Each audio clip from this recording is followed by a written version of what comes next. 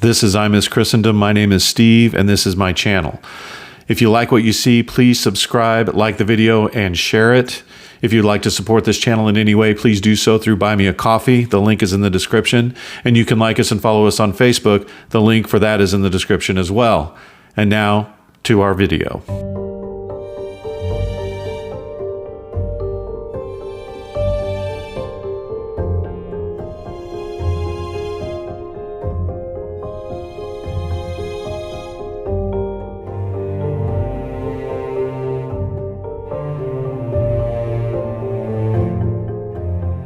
I converted to Catholicism in the early 90s when I was in my early 20s.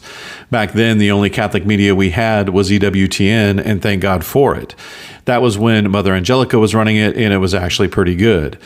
I learned about the saints through Bob and Penny Lord, and I learned that pastors and preachers from all denominations were becoming Catholic, and the theological and historical reasons why through The Journey Home with Marcus Grodi.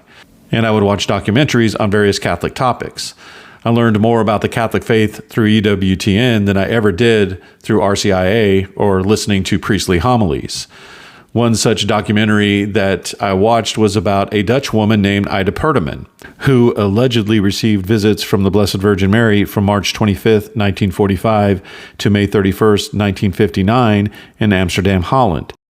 I say allegedly because the Dicastery of the Doctrine of Faith has recently ruled, or rather clarified, that this apparition of the Virgin Mary was not approved. Now, I'm not here to challenge that ruling, but rather to ask why, despite its early condemnation, was it allowed to be seen by the entire world as approved for nearly 20 years? In other words, if you were to look at any list of diocesan-approved apparitions of the Virgin Mary 10 years ago, Our Lady of Amsterdam would be on that list. Not only that, but it has a direct connection with another fully approved apparition of Mary, Akita. But we'll get into all of that in a moment. First, what was the point of this apparition? Well, allegedly, Our Lady wishes to be seen as Our Lady by not just Catholics, but all peoples and all nations. For that reason, this apparition is known not just as Our Lady of Amsterdam, but Our Lady of all peoples and Our Lady of all nations. Our Lady gives an image to promote this, again allegedly, and she gives a short prayer to the seer Ida Perteman that reflects this request. Lord Jesus Christ, Son of the Father, send now your Spirit over the earth. Let the Holy Spirit live in the heart of all nations, that they may be preserved from degeneration, disaster, and war. May the Lady of all nations, who once was Mary, be our advocate. The apparition also calls for the Church to declare the fifth Marian dogma, proclaiming her co-redemptrix, mediatrix of all graces, and advocate. Now, this is nothing new. For centuries, the Church has recognized Mary under these titles. The proof given by the Virgin Mary of the apparition's authenticity was not to be miracles or miraculous healings, but rather a series of astonishingly accurate prophecies. Here are some of those prophecies. Now, I'm not giving these prophecies as proof of its authenticity. It is not up to us to decide whether these prophecies prove that it's real. It's up to the proper authorities, and they have decided and they've said no, and I accept that, though the image and a slightly modified version of the prayer are still approved. The reality is prophecies can come from the devil. He does not know the future, but is far better at assessing the current situation and making predictions than we are. So much so that it can look to us as if the person or whatever he's working through knows the future. Now, I'm not saying that these apparitions are from the devil. I don't believe that. In fact, I hope for a reversal. I'm just stating that by me giving these prophecies, I am not promoting this apparition as true. Some events accurately prophesied are the prediction of the victory of Israel as a nation predicted in 1945, the meltdown of the Chernobyl nuclear plant in Russia predicted in 1950, the communist takeover of China on October 1st, 1949, 4 years before it came to pass. Prophecy was given in 1945. The Korean War predicted in 1950, the Second Vatican Council predicted 11 years before it came to pass. The changing of the fasting requirements to receive Holy Communion, prophesied 14 years in advance. The change in the altar of the Holy Sacrifice and the position of the priest facing the lay people, predicted in 1952. The apostasy of a large number of priests and religious, prophesied from August 29th, 1945 until January 6th, 1980. The Descent regarding celibacy, prophesied in 1956 and 1957. The War in Yugoslavia, prophecies predicted in 1949, 1950, and 1977. The Erecting of the Berlin Wall, prophesied in 1950. And on May 7, 1949, Our Lady declares that, quote, nature too will change. She predicts and warns against the European Union in 1949. Some future prophecies include the prediction of a one-world government that will be very brief and powerful, prophesied in 1950, a third world war, and the triumph of the Immaculate Heart. Clearly, nothing to see here. At this point, I'm going to give the approval timelines as I experienced it, because I believe it represents how most people experienced it, rather than, quite frankly, what we are being told. Now, the old categories of discernment for the Church on private revelation were constat de supernatural, which confirms a supernatural origin, non-constat de supernatural, which indicates that the supernatural character cannot be established but remains open for further investigation, constant de non supernatural, declares that the phenomenon does not have a supernatural origin, leading to its prohibition. Now, these norms have changed recently, but they are irrelevant when it comes to Our Lady of Amsterdam, and you'll see why in just a moment. Prior to the change, an apparition could be either approved by the local bishop, which was the norm, or from Rome, and of course, Rome could override the decision of the local bishop either way, but a local bishop could not override a decision from Rome. Today, Rome makes all the decisions. On April 22, 1984, Bishop Ito of the Diocese of Niigata approved a different apparition of Mary who appeared to a nun through an image of Our Lady of Amsterdam in Akita, Japan.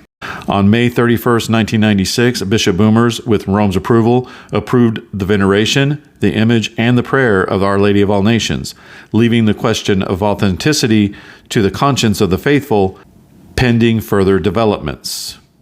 On May 31, 2002, the then Bishop of Haarlem, Joseph Punt, recognized Our Lady of Amsterdam as authentic, giving it full approval. In 2005, Rome required a small change in the prayer, changing the line that says, "May the Lady of All Nations, who once was Mary, be our advocate," to "May the Lady of All Nations, who is Mary, be our advocate." Interest in Our Lady of Amsterdam was renewed in 2011 with the Arab Spring, especially the revolution in Cairo, which seemed to confirm this prophecy given to Ida Perdaman in 1947. All at once, I see Cairo clearly, and I get a strange feeling about it. Then I see various Eastern peoples, Persians, Arabs, and so on. The lady says the world is, so to speak, going to be torn into two. Now I see the world laying before me, and in it a great crack appearing, a break winding right over the world. Heavy clouds are hanging over it, and I feel great sorrow and misery. I hear the lady say, great sorrow and misery will come. Now, this is just a sidebar. Sometime after 2018, I ran across an article on the website www.medjugorje.eu, which stated that we had to reject Our Lady of Amsterdam because it contradicted Our Lady of Medjugorje. It says, Mary in Medjugorje has said in her messages that she does not possess all graces. Mary of Amsterdam is venerated as mediatrix of all graces. The article also states that Ida Perdaman herself said that the Mary of Medjugorje was not the Virgin Mary that spoke to her. Now, this is all strange because although the article admits Our Lady of Amsterdam was approved at the time, it claims that it had been condemned by previous bishops of the area, casting doubt on its authenticity.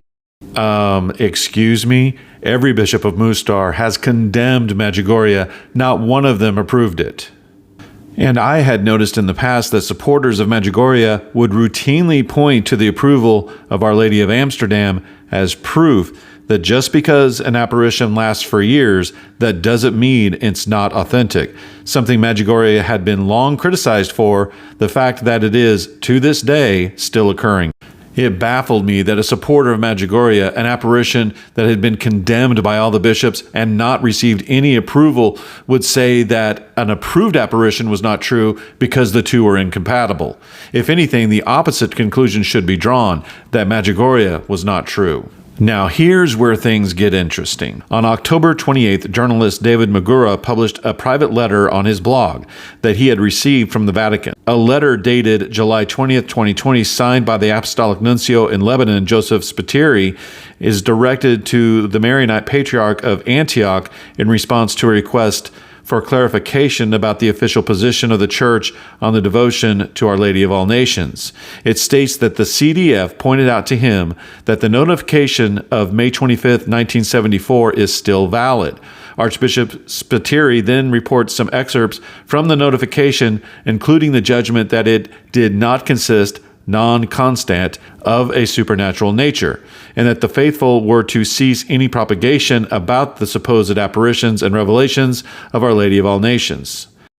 Theologians such as Mark Maravalli and others clarified that non-constant de supernatural means the supernatural character cannot be established but remains open to further investigation, not that it does not have a supernatural origin, leading to its prohibition. That would be constant de non. And that according to the Vatican website, the status of the apparition was in fact listed as non-constant, not constant de non, meaning the supernatural character could not be established and remains open to further investigation. However, on July 11th, 2024, the Dicastery of the Doctrine of the Faith issued a letter clarifying the declaration made on March 27th, 1974. Quote, in light of this persistent doubts raised about the alleged apparitions and revelations in Amsterdam from 1949 to 1959, in connection with the devotion to the Lady of All Nations, the Dicastery for the Doctrine of Faith is making known the results of the ordinary session of the then Sacred Congregation of the Doctrine of the Faith, held on 27 March 1974, which reached the following decisions about the events in question. 1. As for a doctrinal judgment, constante de non supernatural. As for whether to investigate the phenomenon further, negative. These decisions were approved by the Holy Father, Pope Paul VI, during an audience granted to the prefect of the Sacred Congregation for the Doctrine of the Faith on 5th April 1974. So according to the DDF, Our Lady of Amsterdam was condemned and the matter closed in 1974 by Pope Paul VI. So why was it allowed to be seen as fully approved for nearly 20 years? Why did Cardinal Ratzinger allow for its veneration, and why was the only response from the Vatican when Bishop Punt fully approved it a slight alteration to the prayer? Well, fortunately, Victor Fernandez, prefect of the Dicastery of the Doctrine of Faith, gives us the answer in the July 11th decree. He says, in the past, the Dicastery as a rule did not make public decisions about alleged supernatural phenomenon. Excuse me? Am I the only one who thinks something fishy is going on here? Now, something similar happened to Our Lady of Lipa, who went under the title Mediatrix of All Graces. The apparition was originally suppressed, but Archbishop Argyles, on September 12, 2015, approved the apparition as being of supernatural origin and worthy of belief. This was quickly struck down by the Vatican, who said that the apparition had been condemned by Pius XII. The devotees claimed that no such decree from Pius XII existed, but on March 19, 2024, the DDF released the 1951 document showing its condemnation, although local veneration is allowed. Now, in a sense, none of this really matters. Even if Our Lady of Amsterdam was approved, the Vatican has the right to unapprove it. So there's no reason to play games and act like it was never approved when it really was, if that's what's going on here. So why would they, if again, that is what's happening? Well, the modernists don't like the idea of Mary as co-redemptrix, mediatrix of all graces, and advocate, even though it's been papal teaching for the last several centuries. They think it's too much of a barrier between Catholics and Protestants. And we can see this in the recent approval of Rosa Mystica. The apparition refers to Mary several times as the mediatrix of all graces. Here's what the DDF said about that in the letter approving or giving Rosa Mystica the current highest approval available, which is nil obstat, or no obstacle to the faith. Quote, however, this image of Mary as a lightning rod mediatrix, often used in other times and inherited by Purina, must be avoided. In this case, as the norms for proceeding in the discernment of alleged supernatural phenomena suggest, it must be borne in mind that authentic fruits of the Holy Spirit at times appear connected to confused human experiences, theological inaccurate expressions, or with purely human elements. So the seer just inherited this faulty idea or didn't know any better. At the same time, it must be maintained that only the Lord can act in people's hearts by bestowing sanctifying grace that uplifts and transforms, because sanctifying grace is, first and foremost, the gift of the Spirit who justifies and sanctifies us. In this action, which only God can do in the depths without overlooking our freedom, and this is all true, there is no other possible mediation, not even that of the Blessed Virgin Mary. Her cooperation is always to be understood in the sense of her maternal intercession, and in the context of her helping to create provisions for us to be open to the action of sanctifying grace. Now, this part is not true. This is an absolute denial of Mary as mediatrix of all graces, despite centuries of papal teaching. Pope Leo XIII wrote, "Nothing is imparted to us except through Mary, since God wills it." Pope Benedict XV said, "Every kind of grace we receive from the treasury of the redemption is ministered, as it were, through the hands of the same sorrowful Virgin." Now, of course, God is the source and action of all grace, and yes, Christ is the one true mediator between God and man, meaning only He could atone for man's sins, especially original sin, to God the Father, because He is both God and man, and thus His sacrifice on the cross atoned for all sins.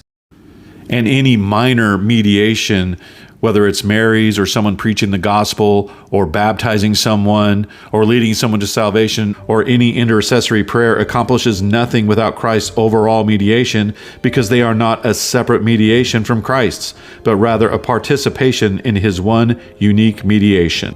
So Mary's mediation does not cancel out Christ's one unique mediation or is even separate from it, but rather depends on it, because it is a participation in it. And people like Victor Fernandez should know that Mary's mediation of grace is not merely her intercession, but rather is a participation in the dispensing of grace for her children, because she is the one who dispenses it.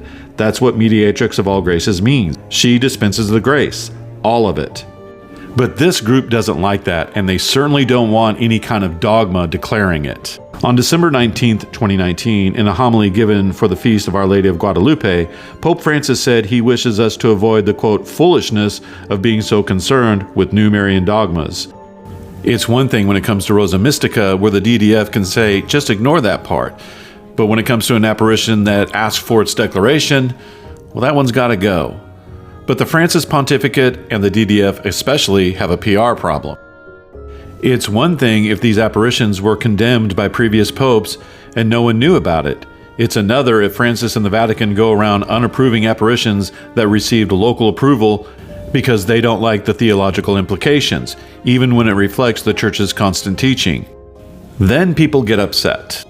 I'm not saying these prior condemnations were made up. I have no proof of that. Again, like I said, none of this really matters. The DDF has spoken, and Our Lady of Amsterdam is not approved, and I accept that. But are we going to be told more of this? Are we going to be told that Pope Pius X condemned Our Lady of Good Success? Or, oh, look what we found, John Paul II condemned Our Lady of Acada? Would anyone be surprised? I know I wouldn't be. Until my next video, God bless.